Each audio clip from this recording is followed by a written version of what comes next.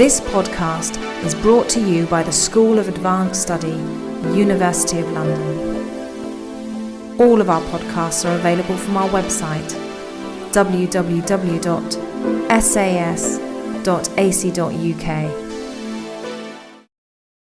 I would like to actually start my summary with a small quotation from Cristina Farah.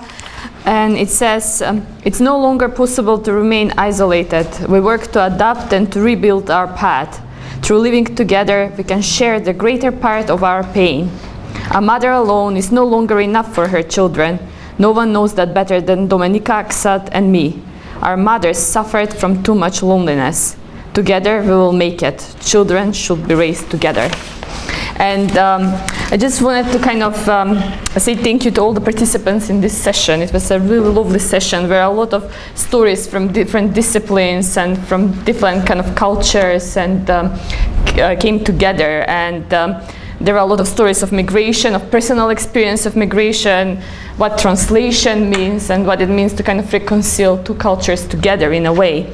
And probably one of the first links, which was kind of established by Joanna, who kind of gave the kind of the initial for the session, was about the autobiographical links that appear in this novel, and how, I mean, from many aspects. First, from the names and the dual identity of the main character, which kind of links to the kind of dual identity of the writer, and also this kind of link to a kind of dual identity that one of the Egla also brought as well, about her own child and his kind of struggle with and what the name brings actually to both the mother and the child, and also about the autobiographical links between dual existence. And for example, Farah kind of comes from a kind of marriage which is quite unusual combination. Actually, her mother is Italian, her father is Somali, which on the other, it's usually the other way around because of the kind of colonial heritage. And this is kind of visible in her book. She kind of literally translates that relationship in her book as well.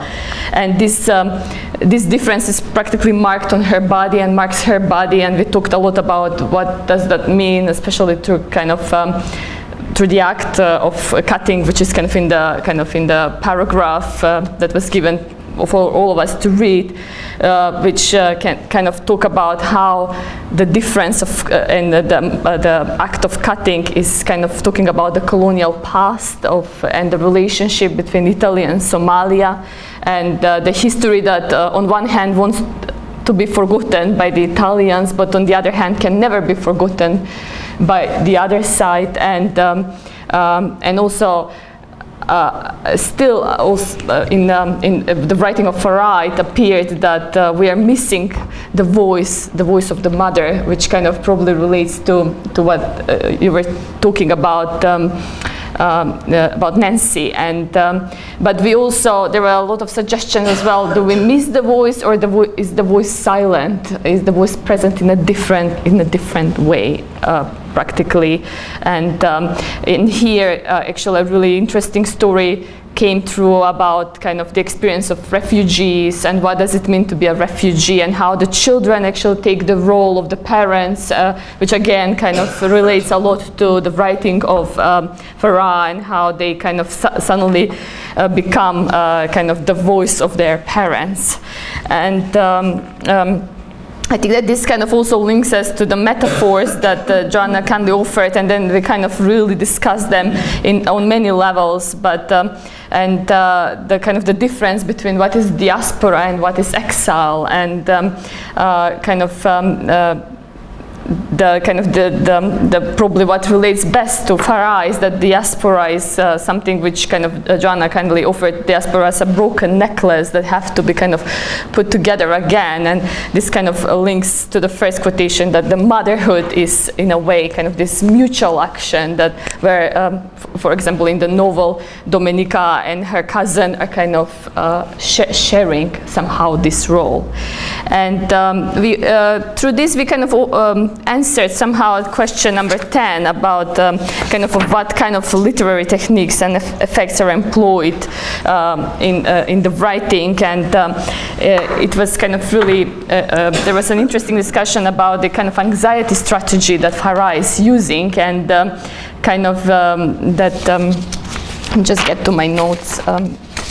That she's kind of using this, I'm quoting here, she's translating the anxiety in the syntax of her writing. There is kind of this really, I mean, I haven't read in original, I don't know Italian, unfortunately, but as some of the participants know, and some of them are translating her, kind of say that there is kind of a really interesting kind of relationship between the Italian as her mother language, as she says, a language that she have gotten from her mother, but also the Somali, the language where she kind of grew up and was brought up, and how, and practically, also it's the anxiety strategy is reinforced through her kind of fragmented narrative, where the reader is shifted between different stories, and only at the end you are able to kind of really connect all these different kind of aspects and different characters that, so she's using jump cuts to kind of represent the kind of the experience of being migrant, that you're too busy to survive, you don't have time to reflect in a way.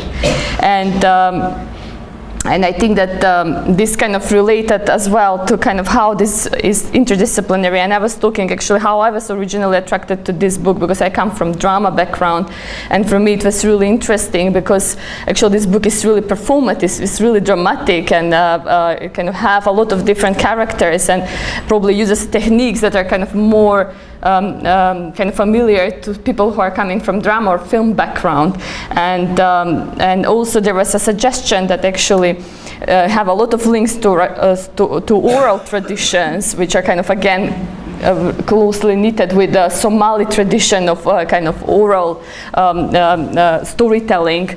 And as some of the participants suggested, in Somalia, just in the kind of last kind of decades, they have a tradition of writing down the stories. Previously, everything was transmitted orally, so it have that kind of almost subtlety of the language, which kind of depends on the how it's read in a way, how it's pronounced out loud.